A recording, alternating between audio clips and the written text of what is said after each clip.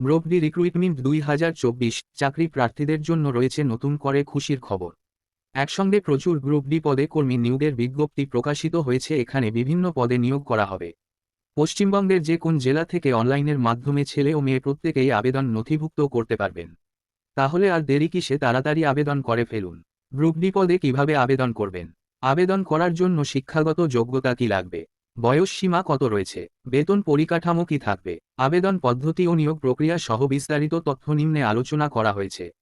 Group D recruitment 2024 পদের নাম ও পদের সংখ্যা ও পর্যায়, প্রতিটি পদের নাম ও শূন্যপদ সহ বিস্তারিত তথ্য নিম্নে দেখুন।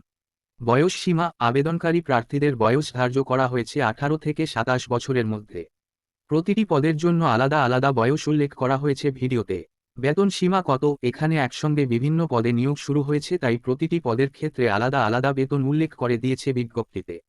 বেতন বিষয়ে বিস্তারিত তথ্য জানার জন্য অফিসিয়াল নোটিশটি মনোযোগ সহকারে দেখুন। শিক্ষাগত যোগ্যতা, চাকরি প্রার্থীদের ন্যূনতম যে কোন স্বীকৃত উপর থেকে মাধ্যমিক পাশ করে থাকতে হবে অথবা আইটিআই পাশ করে থাকলেও এখানে আবেদন করতে পারবেন। প্রতিটি পদের ক্ষেত্রে একই রকম যোগ্যতা উল্লেখ করা হয়নি। আবেদন পদ্ধতি, চাকরি প্রার্থীদের সম্পূর্ণ আবেদন নথিভুক্ত করতে হবে অনলাইনের মাধ্যমে।